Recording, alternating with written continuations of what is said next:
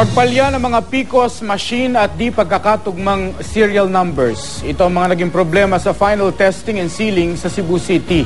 Tiniyak naman ng COMELEC na maayos nila ito bagong eleksyon. Makibalita tayo live kay Luan May Rondina ng GMA Cebu. Luan. Mark, kabi-kabilang preparasyon na ang ginagawa ng mga ahensya ng gobyerno para sa eleksyon ngayong Lunes. At habang naghahanda, iba't ibang aberya ang nararanasan. Human at technical error ang karaniwang dahilan ng pagpalya ng ilang PCOS machines sa ginawang final testing and sealing sa 14 na polling places sa Cebu City. Sa Don Vicente Rama Memorial High School, pumalya ang 2 PCOS machine. 2 rin ang pumalya sa Guadalupe.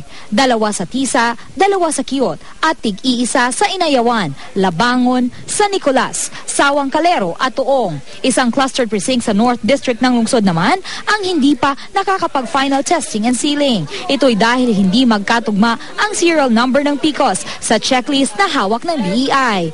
Sa Talisay City, 2 ring PCOS ang pumalya.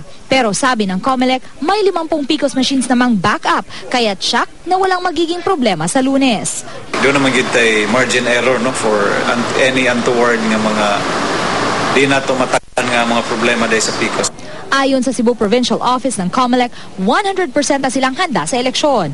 Kahapon, na-deploy na ang 450 police sa 4 na probinsya ng Region 7, kabilang na ang Cebu. Mark, ngayon pa lang ay may mga nakaantabay ng mga pulis sa mga polling places. May mga police assistance desk na rin na inihahanda sa mga paaralan. Paalala rin ng mga pulisya na huwag iwan ang bahay ng basta-basta sa araw ng eleksyon.